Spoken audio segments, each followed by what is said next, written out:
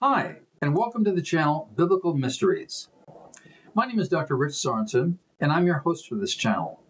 And our purpose here is to do in-depth explorations of biblical topics from both a scientific and a religious perspective. This video seeks to answer questions about the Nephilim, who were an ancient hybrid race. They were part demon and part human. All of them died in the flood of Noah, but they were said to reappear later afterwards in the land of Canaan. So as we proceed with this topic, I'll be referring to many resources that you may want to check out for yourself. This video is based on papers I've written, which footnotes the references, and so there are links to these papers in the description box. Now, the Nephilim are first mentioned in Genesis chapter 6 as the progeny and the offspring of the sons of God, who were ex-angels, or demons, and the daughters of men. The Nephilim were therefore a race of hybrids that had distinct physical characteristics of large size and great strength. And although the psychological characteristics of the Nephilim are not specifically described in the Bible, they're pictured in other writings as being very belligerent, sexually aggressive, and prone to conflict. And immediately after they're mentioned, the Genesis goes on to discuss how the hearts and minds of the people became continually evil. And then God responded with the flood of Noah as a judgment. But the Bible seems to indicate that the Nephilim reappeared after presumably being killed off in the flood. How could that have happened? So this paper explores a possibility that may not have been previously considered, that the wife of Ham, who was one of the sons of Noah, and this woman who was present on the ark, had Nephilim genetics in her bloodline. She would therefore have passed on her DNA to some of her children, and later to her descendants, so that individuals of large size and psychopathic behavior could therefore reappear later in history.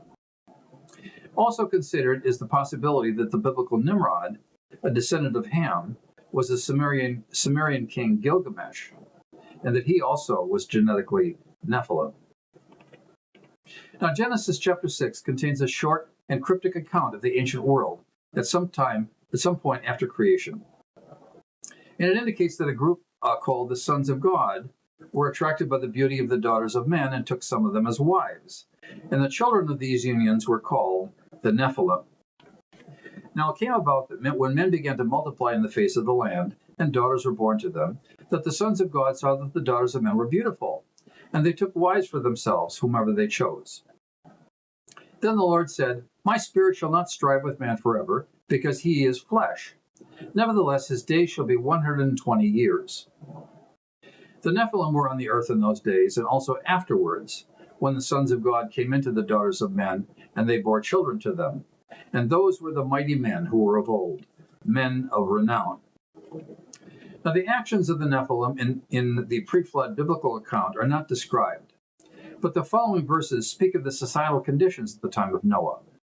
And apparently the presence and actions of the Nephilim, as well as the sons of God, were part of the societal milieu of extreme evil that then led to the flood. Then the Lord saw that the wickedness of man was great on the earth, and that every intent of the thoughts of his heart was only evil continually. And the Lord was sorry that he had made man on the earth, and he was grieved in his heart. And the Lord said, "I will blot out man whom I have created from the face of the land, from man to animals, to creeping things, and to birds of the sky, for I am sorry that I have made them." But Noah found favor in the eyes of the Lord. In the paper and video where the Nephilim genetically psychopathic discusses the possibility that in addition to being physically intimidating, they were also mentally psychopathic. And it is known that psychopaths can have differences in their brain structure, which produces many of the following effects: superficial charm combined with the use of mind games, absence of nervousness, and little concern for personal safety, substance abuse, extreme selfishness, no respect for law or custom, continual deception, deviousness, and cunning, unrelenting condescension and threatening behavior, overly controlling and sexually obsessive, guiltlessness, a lack of conscience and a refusal to take responsibility, rapid mood shifts especially when the individual is unable to win and or get their way, and swings between depression and animation, a twisted view of reality, and a total lack of empathy. In other words, psychopathic individuals such as today's serial rapists and serial killers can engage in forced sexual activities as well as maiming and killing others for personal enjoyment, with little or no empathy for their victims. Furthermore, they're deceptive, cunning, and selfish with little or no conscience or feelings of remorse for doing anything wrong. And they seek to control and use others for their own purposes. And this is exactly what Satan and the demons are like. For example, in John 10, it states, "The thief comes only to steal, kill, and destroy." Now, given the assumption that the Nephilim were the products of demons mating with human women, and the testimony from Genesis about the conditions of increasing evil in Noah's era, it seems likely that their DNA would include a genetic predisposition to psychopathology. Now, Genesis 6 states that Noah had 3 sons, Shem, Ham, and Japheth. And the same verse further states that Noah was blameless among the people of his time, implying that both he and his sons were not tainted with any Nephilim genetics in their ancestry. However, this was not necessarily true of the sons' wives. And when Noah boarded the ark, he took with him his wife, his sons, and their wives, a total of 8 people. Now, the Bible does not provide any information about the names or the background of the women on board the ark, but apocryphal sources state that Ham's wife was named Neeladabuk. And the book of Jasher indicates that all of the wives of Noah's sons were the daughters of Eliakim, the son of Methuselah. However, different sources vary, and even if Neeladabuk was the daughter of Eliakim, we don't know if all of his daughters came from the same mother. So the identity of these women and their genealogy is an open issue. Now, after the flood, Noah's family emerged from the ark and settled somewhere on the plains of Shinar, which is either today's Turkey, Syria, or Iraq. We don't know exactly where Shinar was located at the time. The book of Genesis, which doesn't shy away from revealing the humanness of its protagonists, then tells a curious story of family conflict. Then Noah began farming and planted a vineyard. He drank of the wine, became drunk, and uncovered himself inside his tent. Ham, the father of Canaan, saw the nakedness of his father and told his 2 brothers outside. But Shem and Japheth took a garment and laid it on their shoulders and walked backwards and covered the nakedness of their father, and their faces were turned away so that they did not see their father's nakedness. When Noah awoke from his wine, he knew what his youngest son had done to him. So he said, "Cursed be Canaan, a servant of servants he shall be to his brothers." He also said, Blessed be the Lord, the God of Shem, and let Canaan be his servant. May God enlarge Japheth, and let him dwell in the tents of Shem, and let Canaan be his servant. Now, the term "saw the nakedness of his father" is a euphemism for some type of incestual sexual act. And the Bible uses this euphemism for incest in other places, such as repeatedly in Leviticus and in Ezekiel. Thus, there was more involved than merely seeing. And further evidence for this is the statement that when Noah awoke from his wine, he knew what his youngest son had done to him. In other words, it involves action and not just viewing. Therefore, it seems likely that the act was either homosexual and performed on Noah, Canaan's grandfather, or heterosexual and performed on Noah's wife, who was Canaan's grandmother. Now, in the lead up to this event, Genesis specifically indicates that Canaan was the son of Ham, and it does this twice in Genesis chapter 9, implying that Canaan was a party to what happened.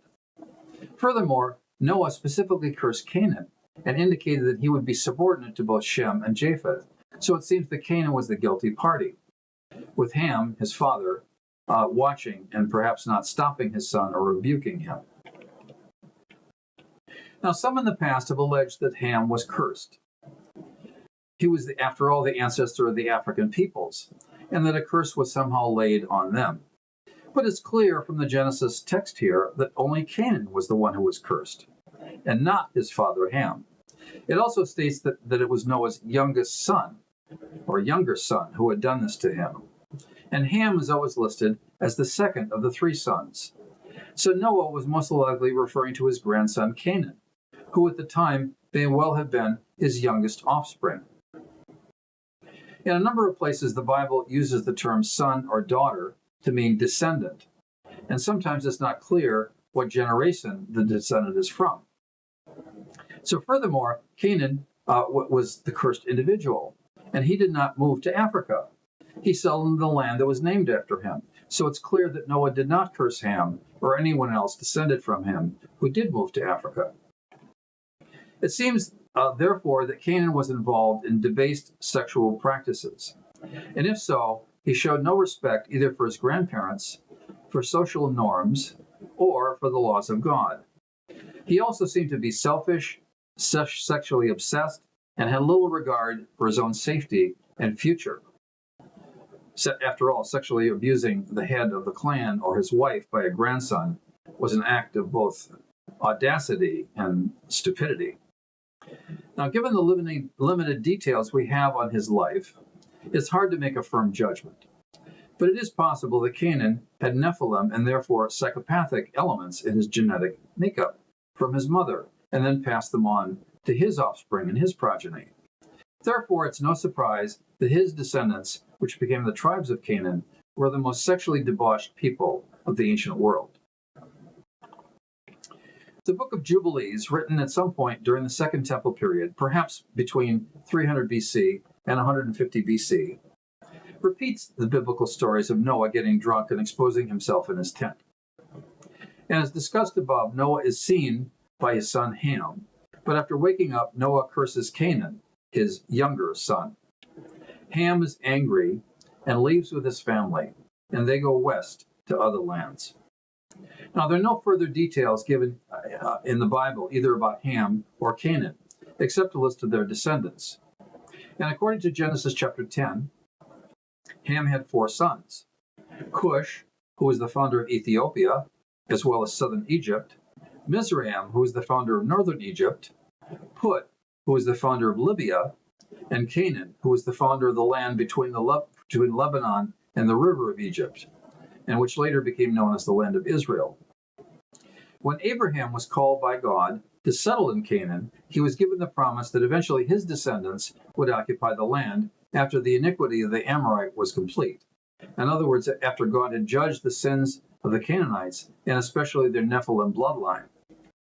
In other words, these people had a greater propensity to sinful behavior, but they were still responsible for their actions and held accountable by God. God said to Abram, "Know for certain that your descendants will be strangers in the land that is not theirs, where they will be enslaved and oppressed for 400 years. But I will also judge the nation whom they will serve, and afterwards they will come out with many possessions.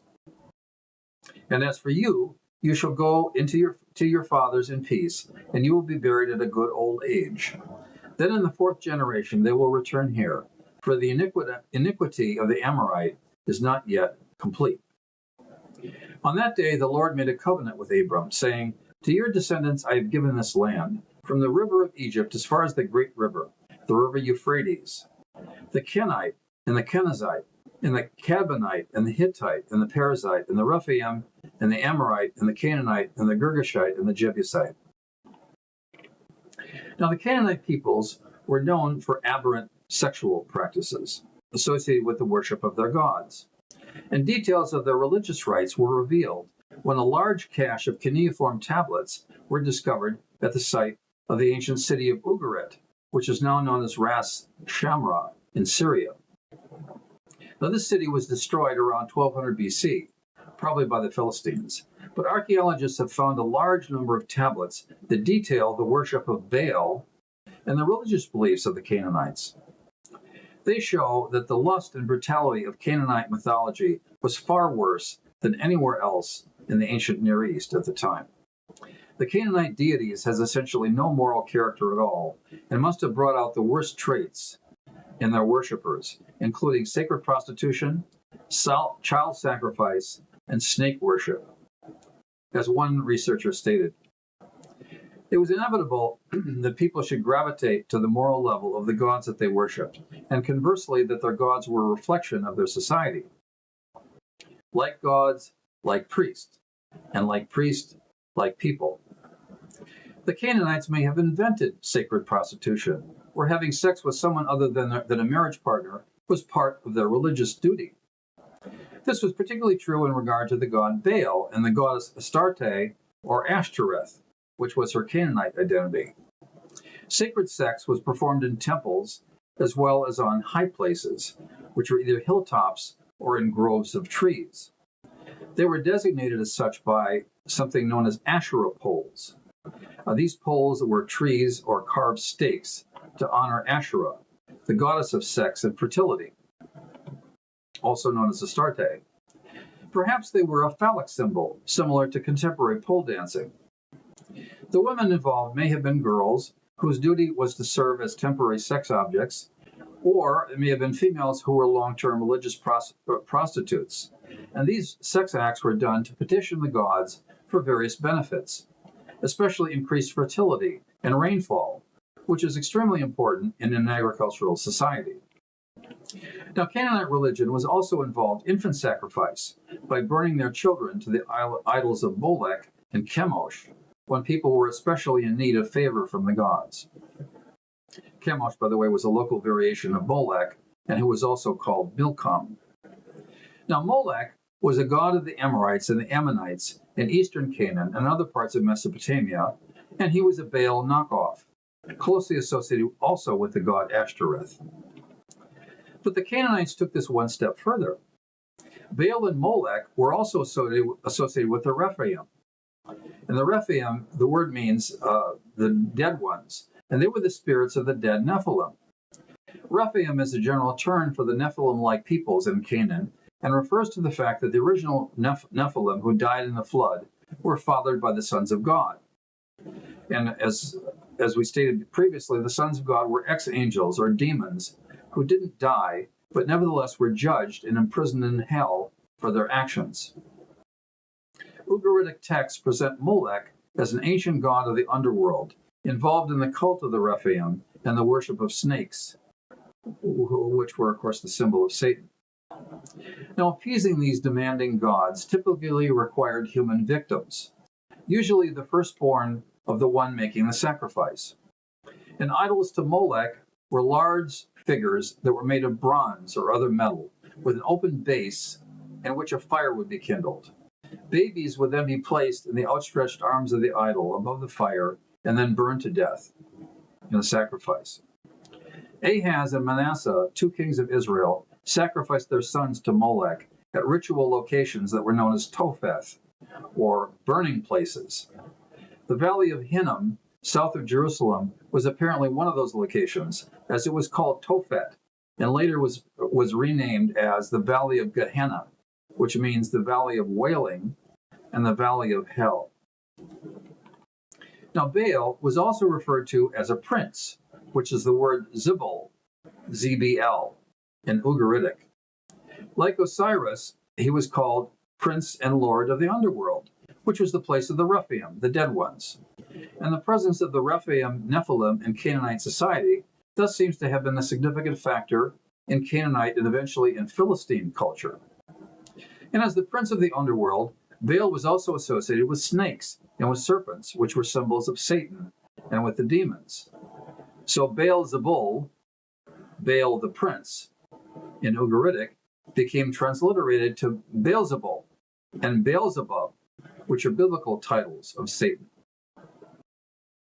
Another significant term that applies here is the north, which is often thought of the place where God and heaven was located. For example, beautiful in elevation, the joy of the whole earth is Mount Zion in the far north, the city of the great king. But north was also considered as a location of other spirit beings, both angelic and demonic. So the north could also be a symbol of evil. Bashan and Mount Hermon is where the sons of God came to earth, and they mated with human women. And those places are located in northern Israel. Baal was thought to make his home in the north and was said to live in the mountain Jabal al-Aqra, which is also called Hazai by the Hittites and Cassius by the Greeks. And it was located in northern Syria on the Turkey border. In ancient times, it was known as Mount Saphan, or Zaphon, the mountain of the north. And Zaphon is the Hebrew word for north. Now, Baal was thought to live in a silver and lapis lazuli palace on the heights of Zaphon, or the heights of the north. Among other characteristics, he was the god of storms. Lightning and thunderstorms often occurred at this mountain. And many came there to worship and sacrifice to Baal, and later to Zeus, which is the Greek name for Baal. And some have called this mountain the Mount Olympus of the Near East. There is an ancient cult worship site at the summit, with a huge mound of ashes, and the city of Ugarit was located just a few miles south of this mountain. When the kings and emperors climbed Mount Cassius to sacrifice at its peak sanctuary, it was a notable cultural occasion. Seleucus I Nicator there sought the advice of Zeus in the location of his capital city. Coins struck there as late as the 1st century BC still show the city's emblem, the thunderbolt, which is sometimes placed on the cushion of a throne. In the winter of 114 through 115 AD, Trajan, who was spared a major earthquake that struck Antioch, made commemorative coins that featured the shrine of Zeus Cassius with its pointed roof on pillars and a representation of its rounded sacred stone or beryl. Trajan's adoptive son Hadrian accompanied him, and he returned in 130 AD to scale the mountain at night. It was said later that a thunderbolt at the peak struck the animal that he was about to sacrifice. And in the spring of 363, the last pagan emperor Julian scaled the mountain, where, according to his friend, he had a vision of Zeus Cassius. Now, on a number of occasions, the leaders of Israel deeply involved the nation Israel with Canaanite culture and religion. Solomon, the wealthiest king in Israel's history, who lived around 950 BC, had many foreign wives for whom religious commendations were made. For when Solomon was old, his wives turned his heart away after other gods, and his heart was not wholly devoted to the Lord his God, as the heart of David his father had been. Then Solomon built a high place for Chemosh, the detestable idol of Moab on the mountain which is to the east of Jerusalem, and for Molech, the detestable idol of the sons of Ammon. Thus he did for all of his foreign wives, who burned incense and sacrificed to their gods. Now, King Ahab of Israel lived about 100 years after Solomon, and his wife was the infamous Jezebel, and she was the daughter of Ithobaal, the king of Tyre and Sidon, with whom King Ahab of Israel had made a political alliance. Ithobaal, which means man of Baal, had been a priest of Astarte before becoming king, and his daughter Jezebel became a vigorous promoter of the worship of Baal and Ashtoreth in Israel. And she used her authority to bring in hundreds of priests to support and enforce Baal worship. And she had the priest of Jehovah, of God, slaughtered. She and Ahab were opposed by Elijah the prophet, who at one point responded to God as follows: "For the sons of Israel have forsaken your covenant, torn down your altars, and killed your prophets with the sword. I alone am left, and they seek my life to take it away." Now, the worship of Baal also involved ritual cutting, ecstatic bloodletting, and scarification. And in a showdown with Elijah, which happened a little bit later, the priests of Baal, they did the following. They called in the name of Baal from morning until noon, saying, "Oh, Baal, answer us!" But there was no voice, and no one answered. And they leaped about the altar which they had made. So they cried with a loud voice and cut themselves according to their custom, with swords and lances, until the blood gushed out on them. And when midday was past, they raved on until the time of the offering of the evening sacrifice. But there was no voice, no one answered, and no one paid attention. Now, this showdown occurred near the end of a long period of famine, when no rain had fallen, which was especially significant to the people because Baal was the god of storms. If Baal was real and actually had any power, then he could and should have responded to his priests with a rainstorm. The Bible identifies the aberrant religious practices of the Canaanites and condemns them, but this was not because the Canaanites were less valuable than the Israelites. The practices were condemned because of their effect on society, and people become like the God they worship. And when the Israelites did the same thing, God judged them as well. Here are some scriptures that discuss some of the practices that they were to avoid. None of the daughters of Israel shall be a cult prostitute, nor shall any of the sons of Israel be a cult prostitute. They even sacrificed their sons and their daughters to demons and shed innocent blood, the blood of their sons and their daughters, whom they sacrificed to the idols of Canaan, and the land was polluted with blood. He, King Josiah, did away with the idolatrous priests whom the kings of Judah had appointed to burn incense in the high places in the cities of Judah and in the surrounding areas of Jerusalem. Also to those who burned incense to Baal, to the sun and to the moon and to the constellations and to all the host of heaven.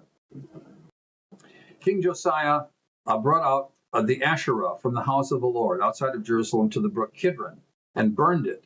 He also broke down the houses of the male cult prostitutes, which were in the house of the Lord, where the women were weaving hangings for the Asherah. He also defiled Tophet, which is in the valley of the sons of Hinnom, so that no man might make his son or daughter pass through the fire from Molech. The high places which were before Jerusalem, which were on the right of the Mount of Destruction, which Solomon the king of Israel had built for Ashtoreth and the abomination of the Sidonians, and for Chemosh, the abomination of Moab, and for Molech, the abomination of the sons of Ammon, the king defiled. Now, in an attempt to excuse the Canaanites, some contemporary scholars have proposed either that the ancient accounts were distorted, that child sacrifice perhaps didn't even take place, and or that the Canaanite worship practices somehow ennobled women. However, there is evidence from a variety of sources that Canaan was the place where these practices were the most immoral. Why would the people of Israel be drawn into such decadence when they supposedly had higher standards of behavior? And there are several answers for this. Number one, the leaders made political alliances with other groups that got them involved in the religious and social practices of those groups. And the alliances often involved marriage contracts with foreign women, with the expectation that her religion and lifestyle would be maintained. Number two, when the Israelites experienced disasters such as crop failures, famines, or military attacks, and all of these which are very hard for us as contemporary people to relate to and understand, there was intense pressure on the leaders to quote unquote do something. And the temptation was to do the same thing that the cultures around them did. And number three, just as in society today, the milieu in which people lived exerted a powerful influence on what they considered to be socially acceptable. There were no doubt also attracted to the unbridled sexuality of the Canaanite culture, even though that unbridled sexuality created many social problems: divorce, brutality, broken families, abused women, sexually transmitted diseases, society-wide selfishness, hardened and uncaring attitudes about the suffering of others, and so forth, as it does today. Now, Canaanite religion, which is the heritage of the Nephilim through the person of their founder Canaan, for whom the land was named, and it was a revival of the evil that existed prior to the flood. And it seems that Satan used it to lay spiritual booby traps and minefields in the land that would eventually be occupied by the people of Jehovah. Now, during the conquest of the land of Canaan, under Moses and Joshua, 12 spies were sent out to investigate the land, and they returned finally. So they went up and spied out the land from the wilderness of Zin as far as Rehob at Lebo-Hamath. And when they had gone up into the Negev, they came to Hebron, where Ahiman, Shishai, and Talmai, the descendants of Anak, lived. And when they returned from spying out the land, at the end of 40 days, they proceeded to come to Moses and Aaron and to all the congregation of the sons of Israel in the wilderness of Paran, at Kadesh.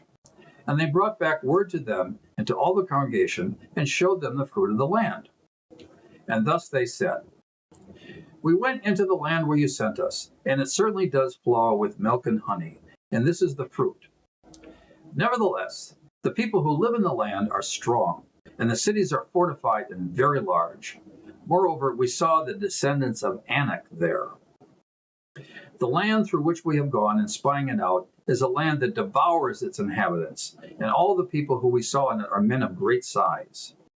There we also saw the Nephilim, and the sons of Anak were from the Nephilim, and we became like grasshoppers in our sight, and so we were in their sight. Now, aside from the text in Genesis chapter 6, the word Nephilim is only mentioned one other time in the Bible, and it's in the text that we just read. And 10 of the 12 spies lamented that the inhabitants of Canaan were too big and tough for the Israelites to handle. And they said, we were like grasshoppers compared to them. Now, the spies, of course, would not have known what the pre-flood Nephilim actually looked like, or how tall they were.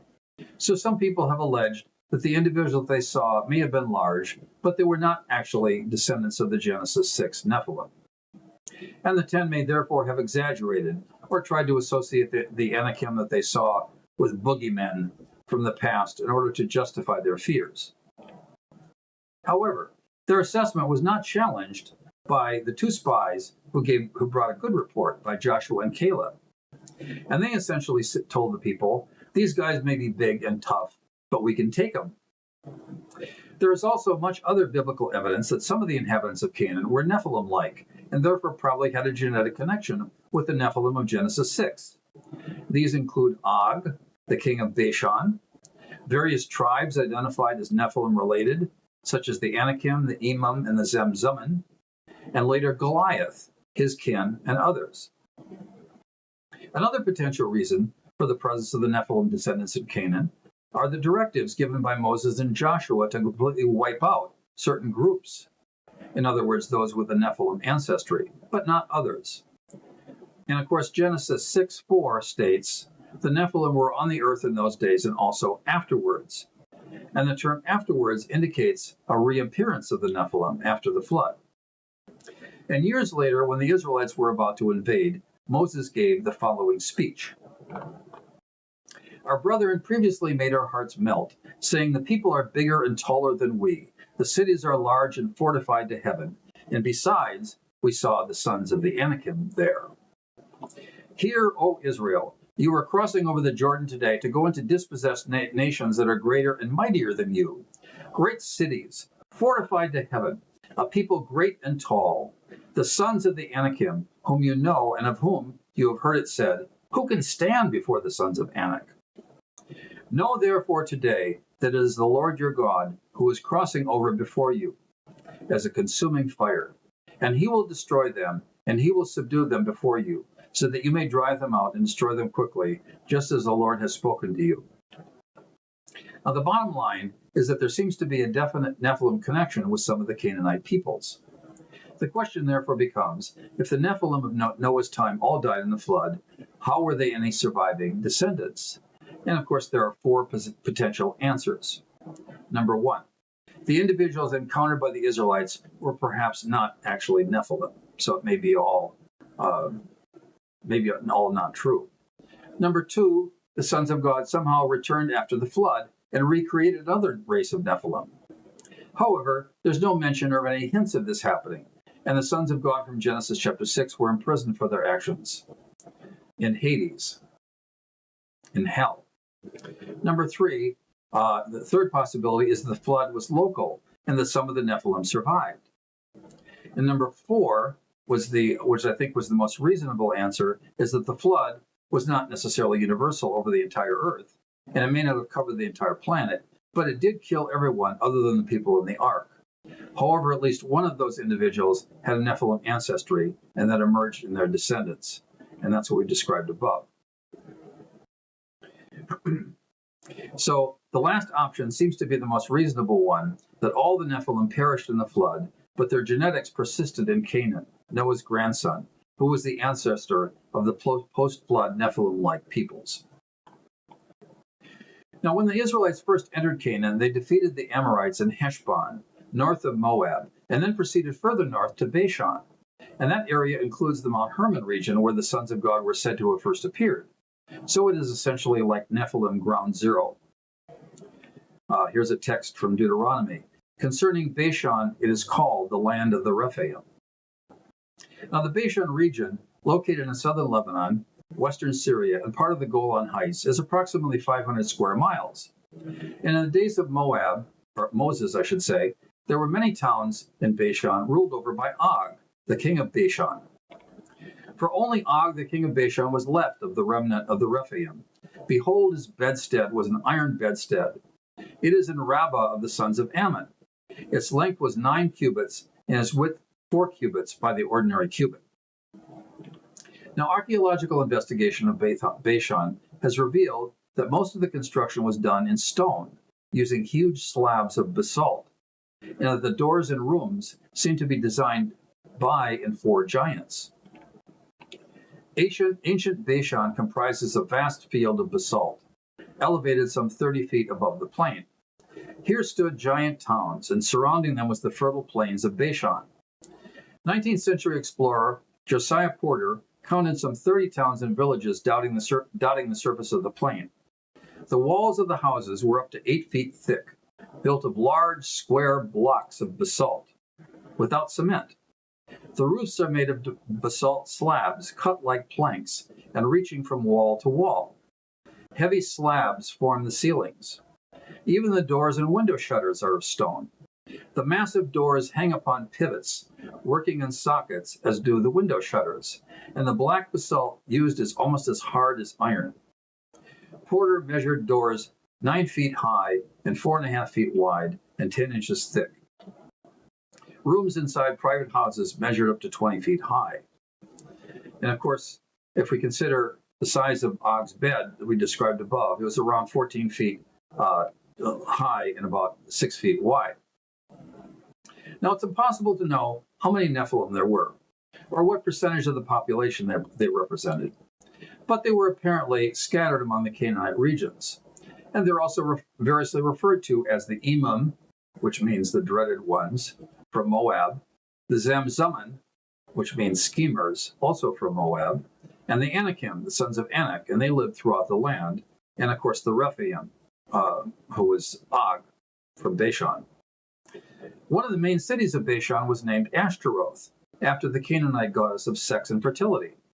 And an Ugaritic text places the god Rupu, the patron deity of the Rephaim, in Ashtaroth. Other Ugaritic literature indicates that the Bashan cities of Ashtaroth and Edrei were gateways to the underworld, and the city of Ashtaroth was associated with Molech. Now, the Emin and the Zamzummim were said to be wiped out before the Israelites arrived, but the Anakim were widely spread throughout the land. And Anak was the son of a man named Arba, and he was the one who founded, or most likely conquered and occupied, the city of Hebron in Israel. And there is a valley to the east of Jerusalem, which is called the Valley of the Rephaim, which was populated by Anakim. And that area also connects with the Valley of Hinnom, mentioned above, where children were sacrificed. So all of this raises the question of how tall the Israelite spies were versus the Nephilim. Now, it's generally acknowledged that the men of that era were around 5 feet in height. However, the giant Goliath, who later opposed David, was 6 cubits and a span in height. Now, the length of a cubit in that time was anywhere from 18 inches to 24 inches, and it was measured as the distance between a man's fingertip and his elbow. And a span is around 6 inches, which is the length of a man's palm. Now, using the smaller cubit measurement, which would place Goliath's height at 9.5 feet, although some versions of the Old Testament state his height is 4 cubits and a span, or 6.5 feet. Now, Goliath's heritage is not given, but he may very well have been from the Anakim. Here's a scripture about that. Then Joshua came at the time and cut off the Anakim from the hill country, from Hebron, from Debir, and from Anab, and from all the hill country of Judah, and from the hill country of Israel. And Joshua utterly destroyed them with their cities. There were no Anakim left in the land of the sons of Israel, but only in Gaza, in Gath, and in Ashdod. In Ashdod, some of them remained. And it should be noted that Goliath was from Gath. And there is at least one documentary piece of evidence outside the Bible of very tall people in ancient Canaan. There is a text from Egypt dated around the time of Ramesses II which was several hundred years after Moses, that indicated that there were Canaanites that were approximately 7 feet tall. In the narrow valley, it is dangerous to live with Bedouins hidden under the bushes. Some of them are 4 or 5 cubits from their nose to their heel, and fierce of face. Their hearts are not mild, and they do not listen to wheedling. In any case, both the textual and the archaeological evidence indicates that the Nephilim were substantially taller than other men, undoubtedly with a physique to match. And according to 1 Samuel chapter 17, Goliath was an experienced warrior, and the total weight of his armor, including helmet, was around 140 pounds. So he must have been quite strong to be able to move easily in all that armor. His spear was described as being like a weaver's beam, and it was tipped with a large and a heavy spearhead, which of course was extra weight. And the weight of the spearhead was around 15 pounds, which is slightly less than the weight of the ball used in a men's shot put competition today. Goliath must therefore have had a lot of upper body strength to throw such a spear. Now, it's stated in the book of Joshua that was mentioned above, some of the Anakim remained in the coastal regions of Ashdod, Gaza, and Gath, and these areas were later taken over by the Philistines that were invaders from either Crete, Cyprus, or Greece, and they absorbed the Canaanite population in those areas. And the surviving Anakim may well have been employed as warriors or bodyguards, and a number of them were killed in later generations by the forces of King David of Israel. Perhaps their numbers had declined.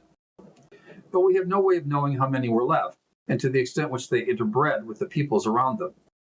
Following his account of the conflict between David and David's army and the Nephilim in David's day. Now, when the Philistines were at war with Israel, David went down with his servants with them, and they fought against the Philistines. And David became very weary. Then Ishbi-Benob, who was among the descendants of the giant, the weight of whose spear was 300 shekels of bronze in weight, was girded with a new sword, and he intended to kill David. But Abishai, the son of Zeruiah, helped him and struck the Philistine and killed him. And then the men of David swore to him, and saying, "You shall not go out with us again to battle, so that you do not extinguish the lamp of Israel." Now it came about that after this, that there was war with the Philistines at Gob. Then Sibbecai, the Hushathite, struck down Saph, who was among the descendants of the giant. And again there was war with the Philistines at Gob. And Elhanan, the son of Jer-Ogarim, the Bethlehemite, killed Goliath the Gittite, the brother of Goliath, the shaft of whose spear was like a weaver's beam. And there was war at Gath again. And there was a man of great stature who had 6 fingers on each hand and 6 toes on each foot, 24 in number. And he had also been born to the giant. And when he defied Israel, Jonathan, the son of Shimei, David's brother, struck him down. And these 4 were born to the giant in Gath, and they fell by the hand of David and by the hand of his servants. Now David and his men thus had done battle with the purported descendants of the Nephilim from Bashan, and one of David's poems was perhaps a memorial to the desperation of that conflict. And this psalm was partially quoted by Jesus when he was hanging on the cross. "Be not far from me, for trouble is near, and there is none to help. Many bulls have surrounded me. Strong bulls of Bashan have encircled me. They open wide their mouths at me, as a ravening and a roaring lion. I'm poured out like water, and all my bones are out of joint. My heart is like wax, it is melted within me. My strength is dried up like a potsherd, and my tongue cleaves to my jaws. And you lay me in the dust of death. For dogs have surrounded me, a band of evildoers have encompassed me. They pierced my hands and my feet, and I can count all my bones. They look, they stare at me, and they divide my garments among them, and for my clothing they cast lots." Now many have been troubled by the fact that God commanded Moses and Joshua to conduct a war of extermination against the Canaanites, where not only the men were killed, but also the women and children. How could a loving God have commanded such a thing? But this policy was only ordered and carried out against Nephilim, Anakim, Rephaim areas, which were the source of the evil that were described above. If the descendants of the Nephilim were also psychopathic, God's motives are more understandable. Eliminating psychopathic killers is done for the benefit of society, and it is an act of mercy rather than cruelty.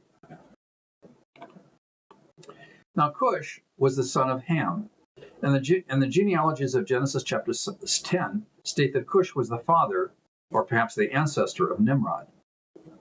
Now, Cush became the father of Nimrod, and he became a mighty one on the earth. He was a mighty hunter before the Lord, and therefore it is said, like Nimrod, a mighty hunter before the Lord. The beginning of his kingdom was Babel and Erech, and Akkad and Calneh in the land of Shinar. And from that land he went forth into Assyria and built Nineveh, Rehoboth-ir, Calah, and Rezin, between Nineveh and Calah, that is, the great city. Now note that the above text indicates that Nimrod became a mighty one. In other words, his genetic bent eventually manifested itself, and the phrase mighty hunter could also be read as mighty tyrant. Second Temple writings, the Talmud, and Arab sources indicate, including the Quran, have a lot to say about Nimrod, and they allege that he was the builder of the Tower of Babel. Here's a few examples.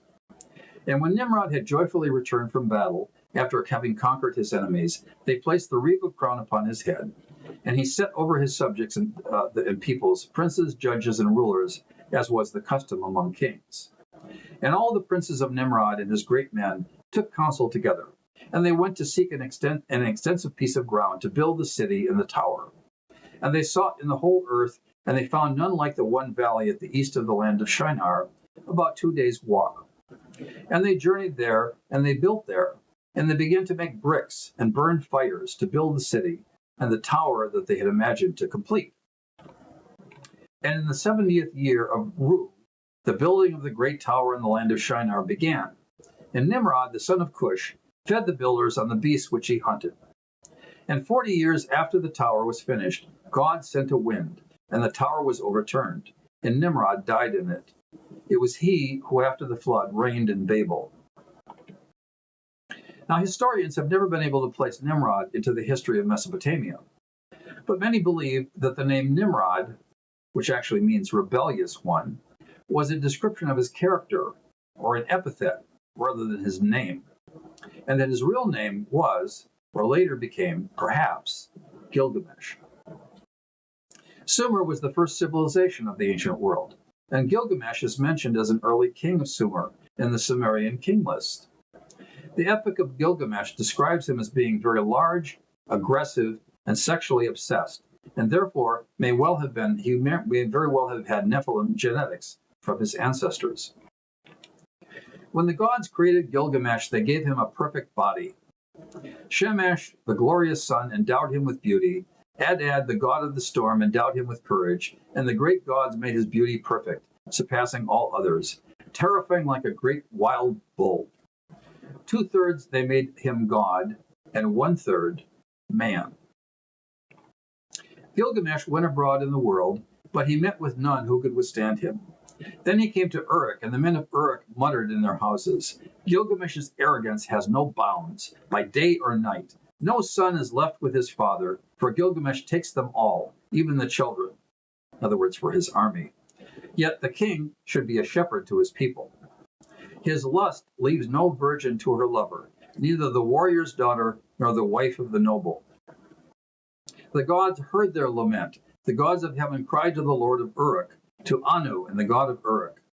A goddess made him, strong as a savage bull. None can withstand him. No son is left with his father, for Gilgamesh takes them all, and is thus the king, the shepherd of his people. His lust leaves no virgin to her lover, neither the warrior's daughter nor the wife of the noble. Now, given the fact that Nephilim characteristics of height, musculature, and psychopathology are heritable, it seems likely that they were passed via genetics. The fact that they appeared, especially in the person of Canaan, one of Ham's sons, would point either to Ham or most likely to his wife as the source. Genetics is complex, and his genes controlling both extreme height and psychopathology may be recessive, and like other recessive characteristics, it's not certain which children of a couple will receive the genes for a given set of traits, and to what extent those traits will ultimately be exhibited by their descendants. If you like this channel, please click on the like and share buttons. If you want to see more videos from this channel, please click on the subscribe and notify buttons. Thanks for watching.